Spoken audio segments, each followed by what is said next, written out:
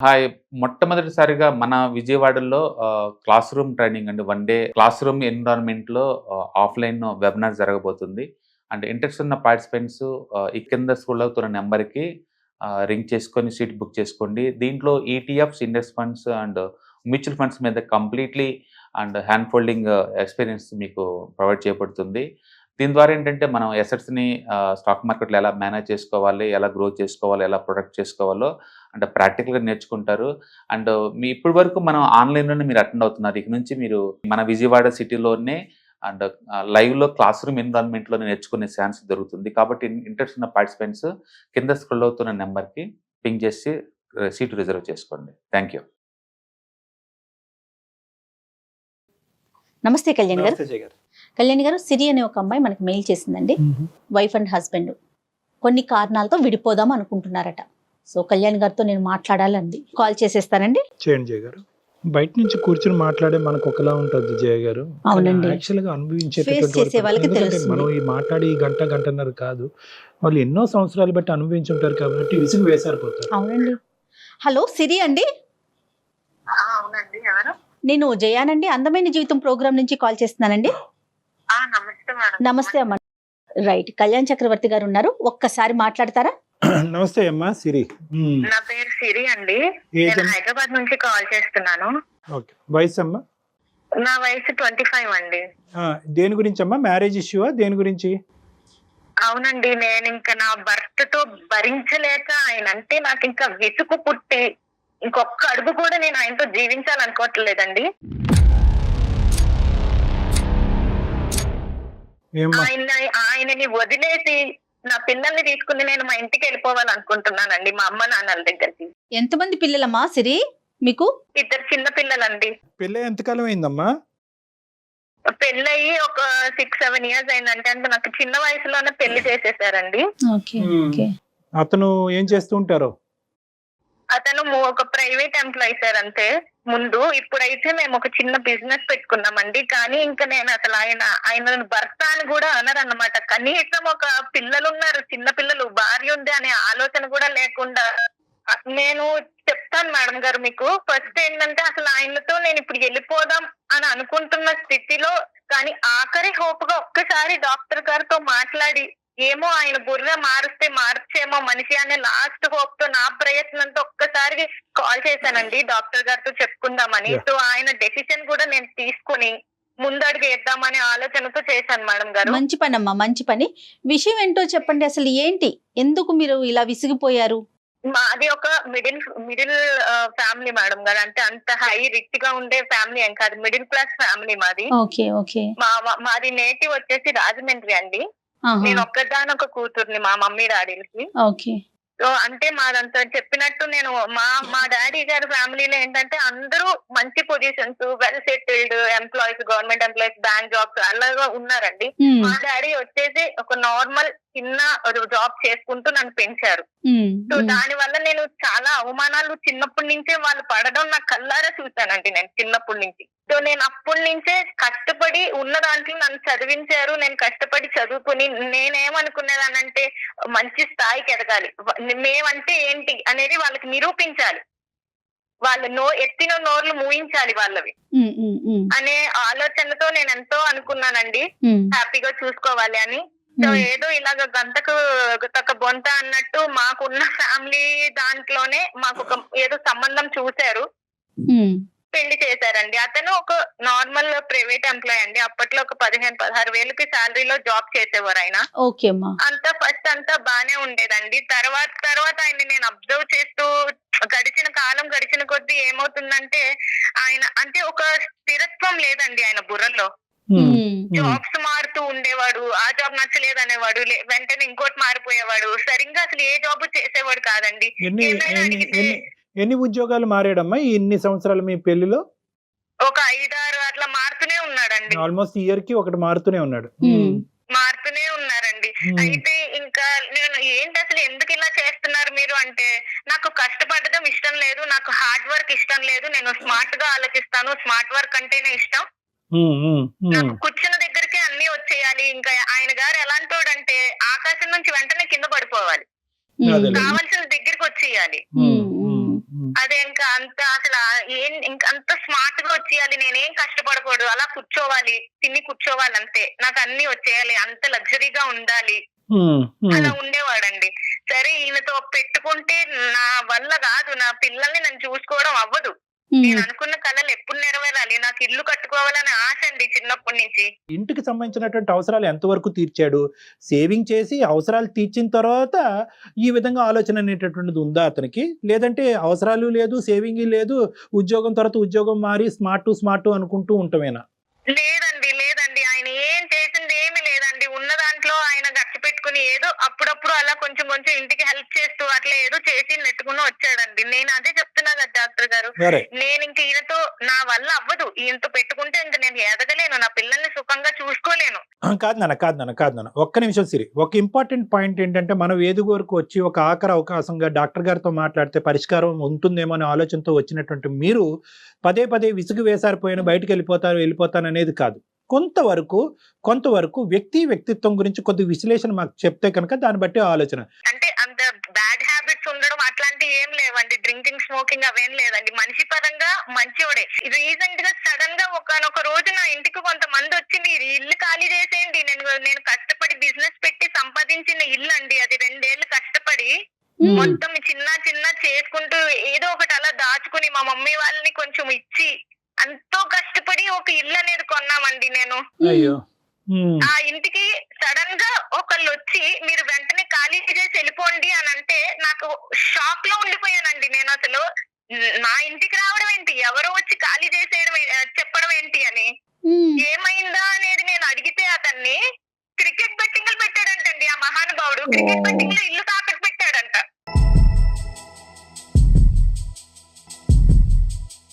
ఓహో, స్మార్ట్ అంటే ఇలాంటి స్మార్టా? అదే కదా మేడం గారు నా బాధ అంతాను. మంచి దారిలో ఎంత ఎవరు కాదంటారండి, ఇలా బెట్టింగ్లు ముందర కూడా అట్లాగే చేసేవాడండి, నాకు తెలియకుండా చేసేవాడు. అంటే ముందరంటే ఎప్పుడమ్మా, ఎన్ని సంవత్సరాల నుంచి అతనికి అలవాటు ఉంది బెట్టింగ్ అనేది? ఒక 1 year నుంచి అండి, 1-2 years నుంచి. అంటే క్యాంటీన్ దగ్గర పెట్టడం వల్ల జనాలు ఎవరెవరో వస్తారు, ఎవరినో చూసి ఎవరో ఆలోచన ఇచ్చారని చెప్పేసి వాళ్ళ ఫ్రెండ్ ఎవరో ఇలాగే పెట్టాడంటండి బెట్టింగ్, అతనికి డబ్బులు వచ్చాయంట, వాళ్ళ వైఫ్ కి అది కొన్నాడు ఇది కొన్నాడు అని చెప్పేసి ఈయన కూడా పెట్టాడంట.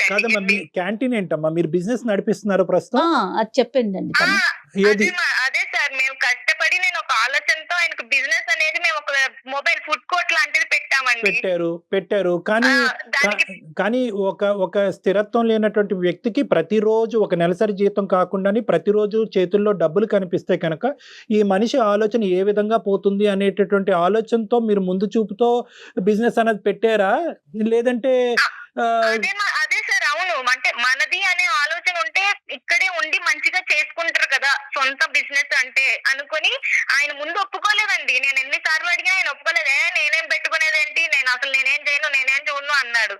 కానీ నేను ఎంతో ఒప్పిస్తే సరే అని ఓకే అని ఆయన ఒప్పుకున్నారండి. ఎంత ఖర్చు అయిందమ్మా? పెట్టుబడి ఎంత అయిందమ్మా?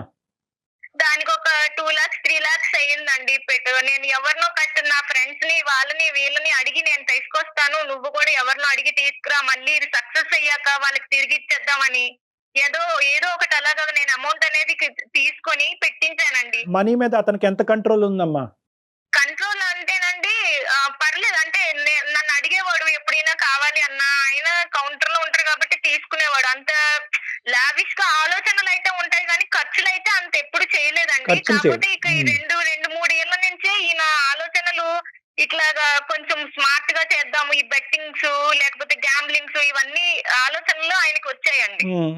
ఒక రోజు వాళ్ళు వచ్చి అడిగితే నేను ఇలాగా నా ఇల్లు నేను కొనుక్కున్నప్పుడు అండి ఒక 25-30 లక్షలు పెట్టి నేను కొన్నానండి ఇల్లు. అది ఇప్పుడు దాని వాల్యూ నియర్లీ ఒక 1 crore దాకా ఉంటుంది. 1 కోటి రూపాయలు ఇల్లు డాక్టర్ గారు, అది 1 కోటి రూపాయలు, ఒకటి కాదు రూపాయి కాదు, ఎంతో కష్టపడి ఇష్టంతో కొనుక్కున్న ఇల్లు అండి. నాకు ఒక్క ముక్కు కూడా చెప్పకుండా ఆయన బెట్టింగ్ లో పెట్టి పోగొట్టేశాడండి.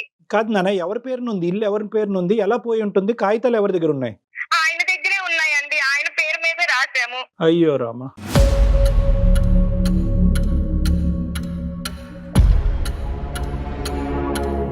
ఇప్పుడు ఏమైపోవాలి డాక్టర్ గారు, నేను నా పిల్లలు మళ్ళీ ఆ మొదటి నుంచి నేను ఇలా రాగలనా అండి? ఇంత కష్టపడి నేను సంపాదించగలనా అండి మళ్ళీ?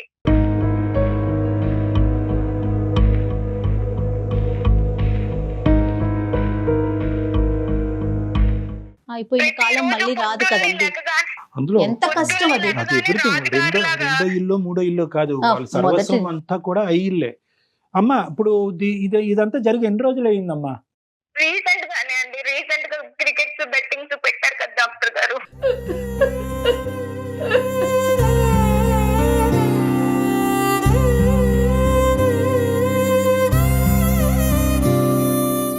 ఏంటి ఇప్పుడు ప్రశ్నిస్తే సమాధానం ఏంటి అతని దగ్గర నుంచి? ఏం లేదండి, అంతే. నేను ఇంతే, పోయింది, డబ్బులు వస్తే వాడేసుకుంటావు కదా, ఆనందపడిపోతావు కదా, పోయినప్పుడు మాత్రం ఎందుకు ప్రశ్నిస్తున్నావు అంటున్నాడండి. సో అంటే ఇంతకు ముందు గెలిచి మీ చేతికి డబ్బులు ఇచ్చిన సందర్భాలు, మీరు ఆనందపడిన సందర్భాలు ఉన్నాయా ఉన్నాయా? మేడం? లేవు డాక్టర్ గారు, లేవు. ఇప్పుడు నేను ఇది పెట్టడం వల్ల వస్తే నువ్వు ఆనందించేదానివి కదా, పోయింది కాబట్టి నువ్వు నన్ను ప్రశ్నిస్తున్నావు, లేకపోతే నన్ను అడిగేదానివా నువ్వు అని అంటున్నాడండి. సో మీకు తెలిసి ఎప్పుడు కూడా ఈ అంశాన్ని ప్రోత్సహించలేదు? లేదండి, ఎప్పుడూ లేదు. ఒక్కసారి ఎప్పుడు కూడా అలాగే ఒక 50,000 ఎందులోనో అడిగాడు, తీసుకున్నాడు. అవి లాస్ వచ్చేసాయండి. ఏం వాడాడు కూడా తెలియదండి. అడిగితే లేదు, పోయాయి అన్నాడు.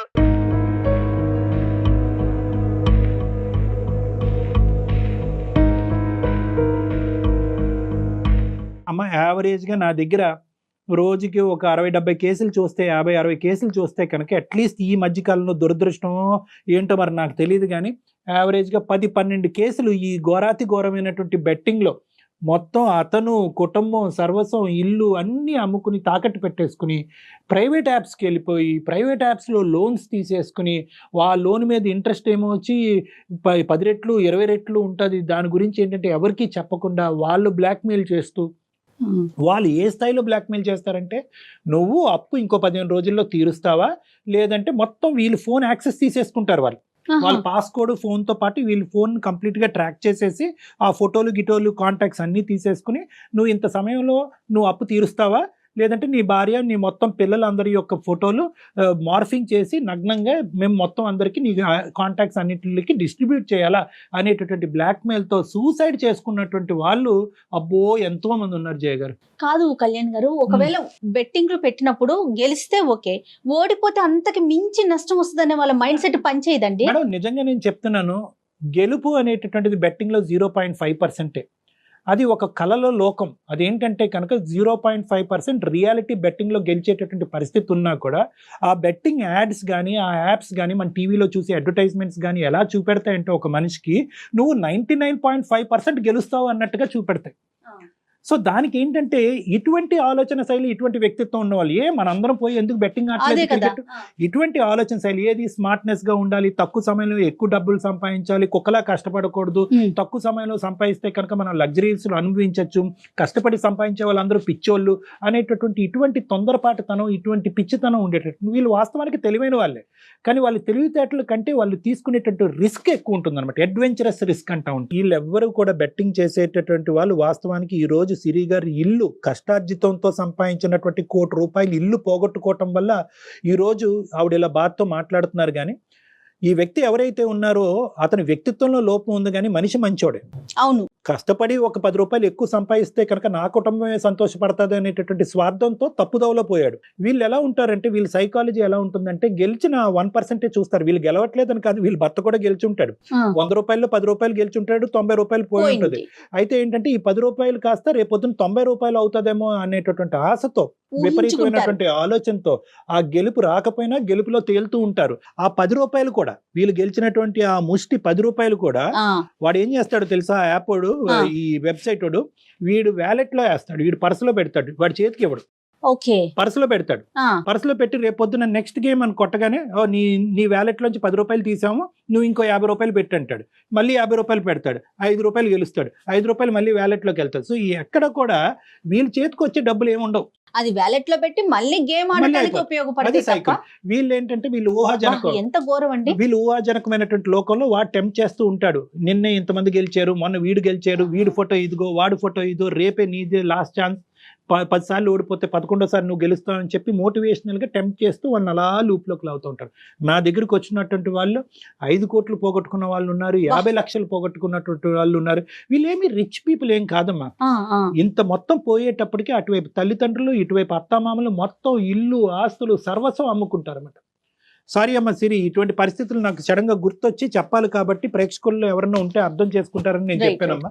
ఇప్పుడు ఇతని యొక్క తత్వం ఎలా ఉందమ్మా? ఏమంటాడు ఇతను? అసలు ఏం మాట్లాడట్లేదండి. నేను ఇంతే, నేను మారను, నేను ఇప్పటికి? ఇలాగే చేస్తాను, నువ్వు ఏం చేసుకుంటావో చేసుకో.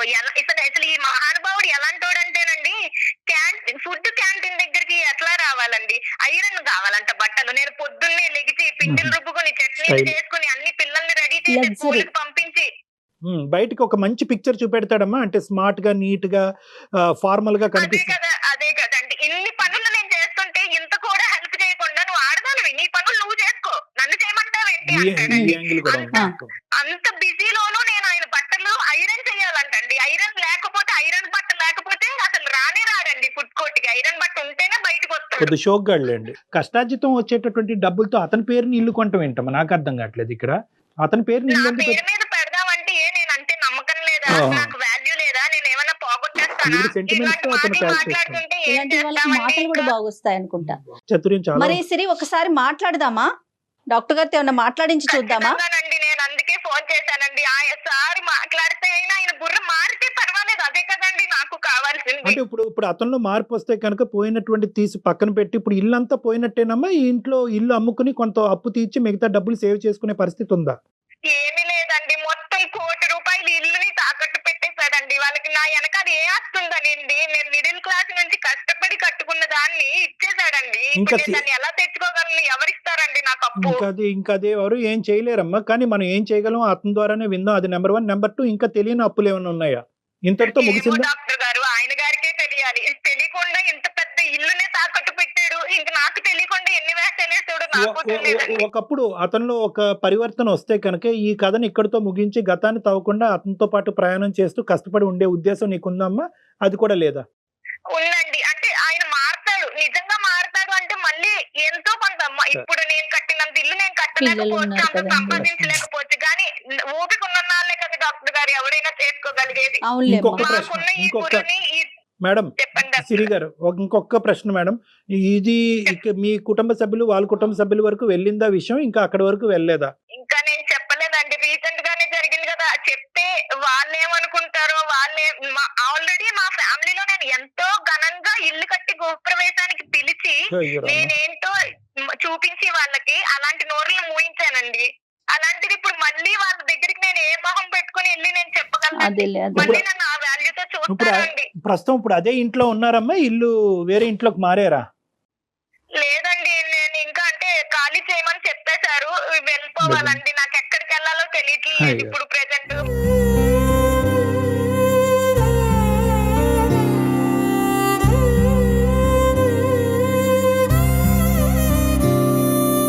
అతని పేరేంటమ్మా?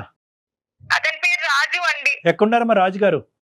ఇప్పుడు ఫుడ్ క్యాంటీన్ దగ్గరే ఉన్నారండి, అక్కడనే ఉన్నారు. నేనే ఈ రోజు ఇంకా నాకు ఓపిక లేదని మార్నింగ్ నేను కొంచెంసేపు ఉన్నాక వస్తాను, నువ్వు వెళ్ళు అని చెప్పేసి ఆయన పంపించానండి, అన్ని సెట్ చేసేసి అక్కడ చూడమ్మా, పెట్టేసి. అతను మరి క్యాంటీన్ దగ్గర బిజీగా లేకపోతే ఒకసారి ఫోన్ కలుపు, నేను మాట్లాడాలనుకుంటున్నా.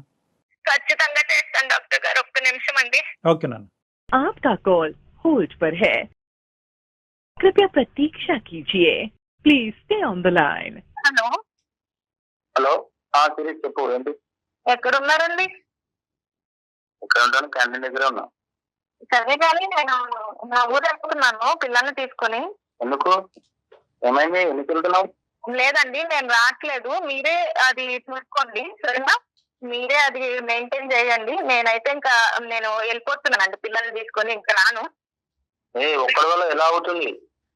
అవన్నీ మీరు చూసుకోండి, నాకేం సంబంధం లేదండి. ఇంకా నేను మీతో ఉండలేనండి, నేను వెళ్ళిపోతున్నాను నా పిల్లల్ని తీసుకొని. ఆఖరిసారిగా నేను ఒకసారి మన కళ్యాణ్ చక్రవర్తి గారు డాక్టర్ సైకియాట్రిస్ట్, ఆయనతో నేను ఈ విషయం అనేది నేను చెప్పానండి, మన విషయము. ఆయన ఊళ్ళో వాళ్ళందరితో చెప్పచాటు చేస్తున్నావు ఏంటి? డప్పు లేదు పప్పు లేదు, నేను కాల్ అనేది కలిపాను. ఒకసారి ఆయన లైన్ లో ఉన్నారు, ఆయనతో మాట్లాడండి. మీరు ఆ క్యాంటీన్ ఎవరికి అప్పు చెప్పి ఒక 10 నిమిషాలు పక్కకు వచ్చి మాట్లాడండి. రాజుగారు నమస్తే అండి. రాజుగారు నమస్కారం సార్. నమస్తే. నేను ఊరోనే కానీ కొద్దిగా ఇటువంటి విషయాల్లో కొద్దిగా చాకచక్యంగా డీల్ చేసేటటువంటి వ్యక్తి. సో కాసేపు మీరు మాకు టైం ఇవ్వగలిగితే కనుక ఒక 2 నిమిషాలు మాట్లాడతాం మీతో. చెప్పండి. రైట్ రాజుగారు, ఇప్పుడు పరిస్థితి ఏంటంటారు?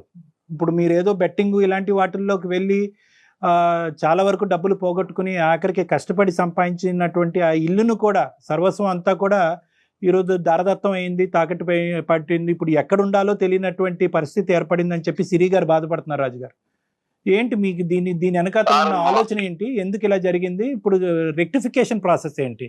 ఏ విధంగా ఈ ప్రాసెస్ ని మనం రిపేర్ చేయగలం? లైఫ్ లో రూపాయి దాచుకొని ఎదగాలంటే తొందరగా ఎదగలేము కదా సార్. అదే ఈ బెట్టింగ్ ద్వారా దీని ద్వారా అయితే తొందరగా ఎదగలుగుతాం. ఇప్పుడు మా బడ్డీ కొట్టుకోరికి వచ్చి చాలా మంది అంటుంటారు, టిఫిన్ చేసుకుంటూ వాళ్ళు మాట్లాడుకుంటున్నారు. మా ఫ్రెండ్ కి ఒకతనికి 50,000 పెడితే 30 లక్షలు వచ్చింది.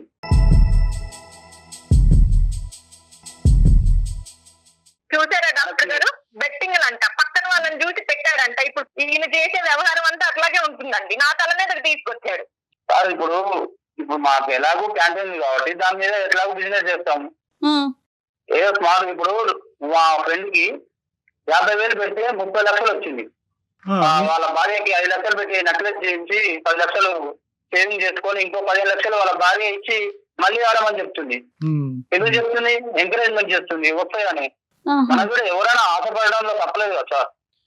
కాదు, మీ అతను ఒక్కడే ఆడుతున్నాడా మొత్తం? ఇది మీ ఇంకెవరు ఆడట్లేదా? ఇందులో గెలిచిన వాళ్ళు ఎంత? చాలా మంది ఆడుతున్నారు. చాలా మంది ఆడుతున్నారు. ఇప్పుడు మనం చూడట్లేదు ఐపీఎల్ మ్యాచ్లు, బిట్టింగ్లు చూస్తున్నాం సార్, చూస్తున్నాం, కాదనట్లేదు. కానీ ఓడిపోయినటువంటి వాళ్ళు ఒక్కరు కూడా కనిపించలేదా మీకు? కనిపిస్తారు సార్. మన లక్కు సార్, అది మన లక్కు. అవును, అబ్బో. కానీ మరి ఇక్కడ ఎక్కడ పోయింది? వెంట్రుకి పోలేదు, జుట్టే ఊడిపోయింది. ఇక్కడ వెంట్రుకి ఎక్కడ పోయింది? బోడిగుండు అయిపోయింది కదండి. మొత్తం అంతా కూడా పిల్లలతో పాటు మీరు ములగటమే కాకుండా మొత్తం కుటుంబాన్ని అంతా ముంచేశారు. మళ్ళీ ఈ ₹1,00,00,000 ప్రాపర్టీ జీవితకాలంలో ఎప్పుడు సంపాదిస్తారో ఎవరికీ తెలీదు. మీరు బ్యాచులర్ గా ఉండి మీరు ఏం చేసుకుని, మీరు తల తాకట్టు పెట్టుకుని అప్పు తీర్చుకుని ఏం చేసుకుంటారో అది వేరే విషయం. మీరు ఎంత రిస్క్ అన్నా తీసుకోండి, అది నేను మాట్లాడట్లేదు ఈ రోజు ఇక్కడ. కానీ మీతో పాటు ముడిపడినటువంటి నీ భార్య, నీ పిల్లలకి, ఎందుకంటే ఈ మొత్తం ఇంట్లో సంపాదన కష్టార్జితం ఆవిడది కూడా, అది గుర్తుపెట్టుకోండి. ఇప్పుడు ఎక్కడ వెళ్ళి ఉంటారు? నో రాజు, ఒక్క నిమిషం. ఎంతో కొంత వస్తుంది, కానీ పోగొట్టుకున్నటువంటి ఆస్తి పిల్లలు రేపొద్దున పిల్లలకి ఎన్నో విధాలుగా చదువులు కావచ్చు, పెళ్లిళ్ళు కావచ్చు, ఎన్నో విధాలుగా ఈ రోజు ₹1,00,00,000 10 కోట్లు అవ్వచ్చు రేపొద్దున. చాలా విచిత్రంగా మాట్లాడుతున్నారు రాజు గారు. ఎంతో కొంత వస్తుందని పాత ఆస్తిని పోగొట్టుకుంటామా? ఉన్నదాన్ని పోగొట్టుకుంటారా? ఈ నష్టం అనేటటువంటిది కొద్దిగా కూడా మీలో పశ్చాత్తాపం గానీ ఒక ఫీలింగ్ గానీ క్రియేట్ చేయట్లేదా రాజు గారు?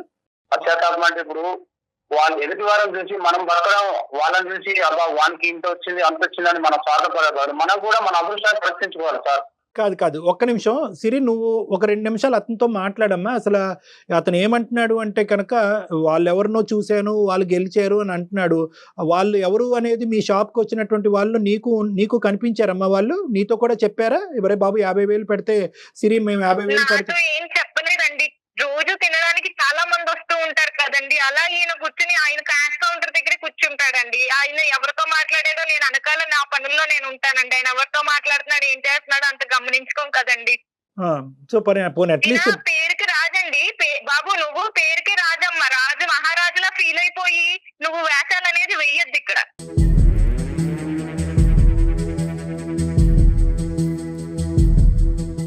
అసలు మూర్ఖుడండి, పరమ మూర్ఖుడులా బిహేవ్ చేస్తున్నాడు. ఎన్నిసార్లు చెప్పినా మాటే వినట్లేదండి. అసలు నేను చేసిందే కరెక్ట్, నేను వెళ్ళేదే కరెక్ట్ అనుకుంటున్నాడు తప్ప నా మీద బేస్ అయ్యి ఒక పిల్లం ఉంది, పిల్లలు ఉన్నారు, భవిష్యత్తు ఉంది, అదేమో ఆలోచన లేదండి.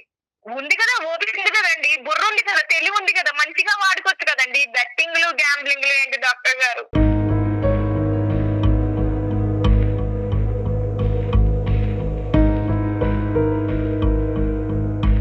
ఆడితే దాంట్లో వస్తుంది సార్, తగిలితే తగలొచ్చు. నువ్వు దీని మీద ఏమైనా రిసెర్చ్ చేసావా? నెక్స్ట్ టైం తగులుతుంది. నువ్వు చూసినటువంటి ఆ ఒక్క వ్యక్తి 50,000కి 3 లక్షలు వచ్చినటువంటి ఒక్క వ్యక్తిని నువ్వు చూసావు.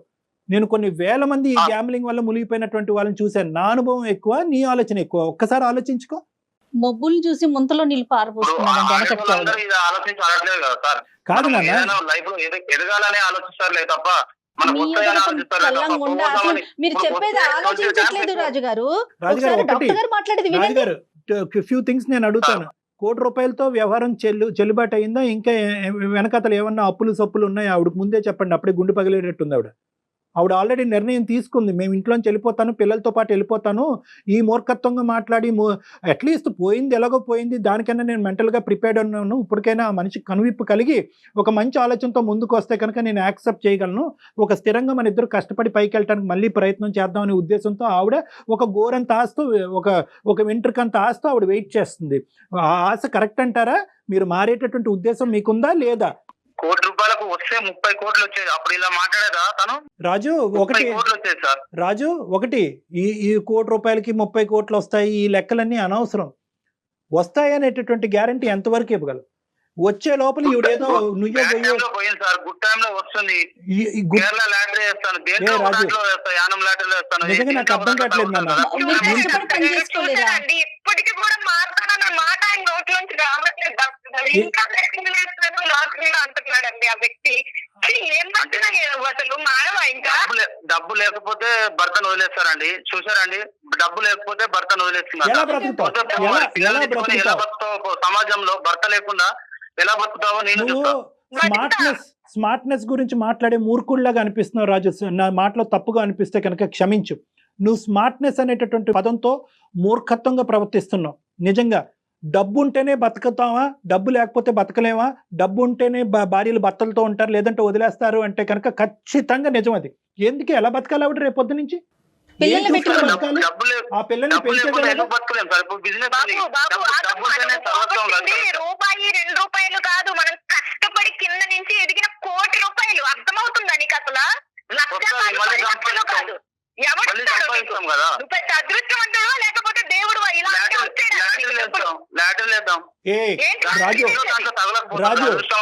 రాజు, ప్రతి మనిషికి ఒక పిచ్చి ఉంటుందేమో గానీ ఇది నీకుండేటటువంటి పిచ్చి కళల పిచ్చి. నువ్వు ఊహాజనకమైనటువంటి కళల లోకంలో తేలుతున్నావు, రియాలిటీకి చాలా దూరంగా వెళ్ళిపోతున్నావు. ఇది మంచిది కాదు. రేపొద్దున నేను ఇది అవుతాను, one day I will become king అనే ఆ పాత సినిమా రాజేంద్ర ప్రసాద్ లాగా ఉంది మాట. వాళ్ళని చూసి అబ్బా వాడికి తగిలింది వీడికి తగిలింది, అదే మనకు వచ్చే బాగుందని స్వార్థంగా ఆలోచించే బదులు మనం కూడా ఒకసారి ట్రై చేస్తే మనకు వస్తుంది కదా నాన్న. ట్రై చేయొచ్చు. ఇందాక జీవితంలో ఒకసారి ఉంటుంది. ఎప్పుడైనా కూడా నువ్వు ఇలాంటి రిస్క్ తీసుకోవాలి అంటే, స్మార్ట్ గా రిస్క్ తీసుకోవాలంటే కనుక రిస్క్ వల్ల జరిగేటటువంటి నష్టం, నీతో పాటు ఎవరున్నారు, ఎవరు మునిగిపోతున్నారు అనేటటువంటి ఆలోచన కూడా చాలా ఇంపార్టెంట్. అదృష్టం సార్, అదృష్టం వరించినప్పుడు ఖచ్చితంగా నీ అదృష్టం తగలయ్యా. ఏం బాబు ఈ అదృష్టం? ఏం అదృష్టం అయ్యా? నీ భార్య ఇలా ఏడవటం అదృష్టమా? ఏది అదృష్టం? మళ్ళీ కష్టపడి ₹1 కష్టపడి ఎప్పుడు కావాలి? రూపాయి దాచుకొని అదేదో ఒకసారి ఇట్లా కుండ బద్దలు కొట్టినట్టుగా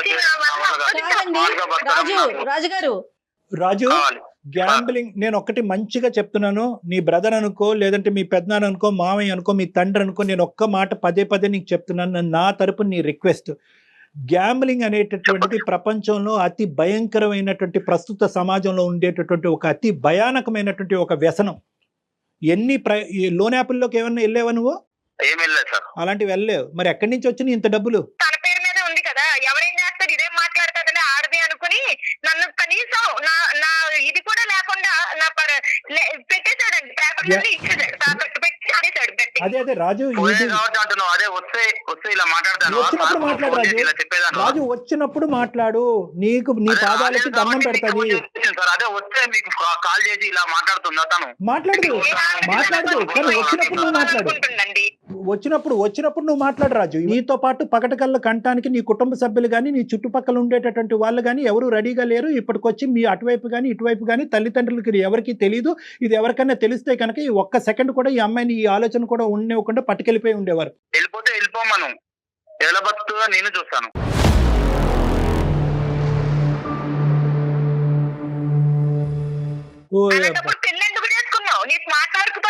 ఏం మాట్లాడుతున్నావు అయ్యా? నీలో ఈ యాంగిల్ కూడా ఉంది, ఈ సాడిస్టిక్ యాంగిల్. బతికించడం కోసమే కదా నేను ఆలోచించేది. బతికించట్లేదు, నువ్వు ఇంకా కింద పరిచేసి చంపేస్తున్నావు మనుషుల్ని. నేను రాసిస్తున్నాను 100% గ్యారంటీ. చాలా సుఖంగా సంతోషంగా అమ్మాయి బతుకుతుంది పిల్లలతో పాటు. ఈ రోజు నష్టం నీకు. మార్పు వచ్చేటటువంటి భర్త, కరెక్ట్ గా విధానం పద్ధతిగా ఉండేటటువంటి భర్తతో పాటు ఉండగలిగే హక్కు అమ్మాయికి ఉంది. కానీ ఇలా వ్యసనాల బారిన పడి మొత్తం కుటుంబాన్ని ముంచేటటువంటి భర్తతో పాటు ఉండవలసినటువంటి అవసరం, ఆవశ్యకత ఆవిడకి లేదు. ఆవిడకి తెలివితేటలు ఉన్నాయి. ఆవిడకి ఆలోచన శక్తి ఉంది. ముఖ్యంగా కష్టపడి స్మార్ట్నెస్ అనే పదాన్ని పక్కన పెట్టి కష్టాన్ని నమ్ముకుని బతికేటటువంటి తత్వం, కెపాసిటీ ఆవిడకు ఉంది. నువ్వెవరు ఛాలెంజ్ చేసేదానికి ఆవిడకి? ఏం బెదిరిస్తున్నావా రాజు? భర్త లేకుండా ఎలా ఉంటారని? ఆ రోజులు ఎప్పుడో మారిపోయినాయి. దయచేసి వాస్తవంలోకి రా. కదండి అలాంటి మాటలే మాట్లాడతాడు. నేను చూపిస్తాను. అన్ని ఇప్పుడు పిచ్చి నేను మాటలు లాగా చూపిస్తాను. అనిపిస్తా ఉన్నాయి. ఇక్కడ కష్టపడి రూపాయి వదిలేమ్మా, వదిలేమ్మా. నేనైతే గట్టిగా మాట్లాడుతున్నానని నువ్వు గట్టిగా మాట్లాడద్దు. అది కాదు. కన్న తల్లిదండ్రులు లేదు, అతను తెలివితో ఇల్లు కట్టుకుంటాను. ఇది మూర్ఖత్వం అమ్మా. సంతోషంగా పెంచుతాను నా పిల్లల్ని. నానా ఇది మూర్ఖత్వం. 20 times 30 కోట్లు ఇలా మాట్లాడదాను. నీ 30 కోట్లు తగలయ్యా. నీ అవి 30 వస్తే కదా నాయనా. నీకు నీకు నీకు నీకు పిచ్చి పట్టినట్టు అవుతుంది. ఒక్క నిమిషం నా మాట విని రాజు. ఒక్కసారి నన్ను వచ్చి పర్సనల్ గా కలు. దయచేసి అర్థం చేసుకొని, నీకు ఒక పిచ్చి పట్టింది, ఒక వ్యసనం అయినటువంటి వ్యాధితో నువ్వు బాధపడుతున్నావు. ఈ బాధకి ఒక వ్యాధి కాదు సార్. ఇప్పుడు చాలా మంది నేను చూస్తున్నారు కదా సార్. ఇప్పుడు IPL మ్యాచ్, బెట్టింగ్ మ్యాచ్లు చూస్తున్నారు కదా సార్. మీకు తెలియకపోవడం నానా ఒకటి చాలా మంది మరి ఆడుతున్నారు కదా. వచ్చిన వాళ్ళని చూసి ఈర్ష్యపడే వాళ్ళు మనం కూడా ఈ డౌట్ కూడా నేను క్లియర్ చేస్తాను. మనం పరీక్షించుకోవాలి సార్. సరే విను, రాజు, వినండి వినండి రాజు, అందుకు వినండి. చేసాము. రాజు గారు, రాజు గారు, మళ్ళీ వస్తుంది కదా సార్. కరెక్టే. పోయిందంటండి, చూసారా? పోయిందంట. ఏదో ఎలాగ ఎంట్రుకు ఎగిరిపోయినంత ఈజీగా చెప్తున్నాడండి ఆయన కాదు. పోయిందని. సిరి ఒక్క నిమిషం అమ్మా. అతని డౌట్ మనం క్లారిఫై చేస్తే అప్పటికైనా కనువిప్పు వెళ్తుంది. ఎందుకంటే కొన్ని వేల మంది ఆడుతున్నారు, పబ్లిక్ గా టీవీలో అడ్వర్టైజ్ చేస్తున్నారు. అది కూడా బెట్టింగే కదా. మన బెట్టింగ్ అంత తప్పు అయితే కనుక అడ్వర్టైజ్మెంట్లు ఎందుకు వేస్తున్నారు? నివారించవచ్చు కదా, నిలవరించవచ్చు కదా గవర్నమెంట్. దీనికి ఇటువంటి ప్రశ్నలు చాలా వింటూనే ఉన్నాం అమ్మా. కానీ ఇక్కడ ముఖ్యంగా మన ఉద్దేశం ఏంటంటే, ఈ బెట్టింగ్ అనేటటువంటిది వ్యక్తిత్వం బట్టే ఆధారపడి ఉంటుంది. ఆడినటువంటి వాళ్ళు 100 కోట్ల మంది ఉంటారు, కానీ ఎక్కడ ఆగాలో అనేటటువంటి ఆలోచన వాళ్ళకు ఉంటుంది. మన కెపాసిటీ ఏంటి, మన కుటుంబ వ్యవహారం ఏంటి, పరిస్థితులు ఏంటి, మనం సంపాదించేది ఎంత, మనం సేవ్ చేసుకునేది ఎంత, ఎంత రిస్క్ తీసుకుని మనం పోగొట్టుకుంటున్నాం అనే లెక్క కరెక్ట్గా తెలియాలి ఇందులో దిగే ముందు. ఈ లెక్క తెలియకపోతే కనుక అందులో ములుగుతావు, ఊబిలో కూరుకుపోతారు. ఒకప్పుడు నీ బ్యాచులర్ అయితే కనుక, నీ మీద ఆధారపడేటటువంటి వాళ్ళు ఎవరు లేకపోతే కనుక ఇంతకి 100 రెట్లు స్పీడ్కి వెళ్ళు, నీ గొయ్యి నువ్వు తవ్వుకో, ఎవడు కాదంటూ. కానీ ఈ రోజు మా ఆవిడని ముంచుతాను, కుటుంబాన్ని ముంచుతాను, కానీ నేను అదే దారిలో వెళ్తాను అంటే కనుక ఆవిడ నీతో పాటు ప్రయాణం చేసేటటువంటి ముంచుతాను, ఊబిలో ముంచుతాను అనలేదు సార్. రిస్క్ చేస్తేనే లైఫ్ లో సక్సెస్ అవుతావు అని చెప్తున్నా. నీ పాట నువ్వే రిస్క్ తీసుకోవాల్సి రాజు, రిస్క్ తీసుకోవాల్సినటువంటి రిస్క్ తీసుకోవచ్చు, కానీ ఆలోచనతో రిస్క్ తీసుకోవాలి. అవసరం బట్టి రిస్క్ తీసుకోవాలి, పరిస్థితులు బట్టి రిస్క్ తీసుకోవాలి, ఆధారపడేటటువంటి వ్యక్తులు బట్టి రిస్క్ తీసుకోవాలి. దయచేసి అర్థం చేసుకో. ఇప్పటికైనా కూడా నీకు ఆలోచన లేకుండా రిస్క్ స్మార్ట్ అంటే కనుక పదాల పరంగా నువ్వు వాడుతున్నావు, కానీ ఈ పదాలకి డెఫినేషన్ నీకు తెలియదు. నువ్వు అమాయకుడువో, మూర్ఖుడువో, పిచ్చోడువో నాకైతే అర్థం కావట్లేదు. ఈ మూడిట్లో ఎవరు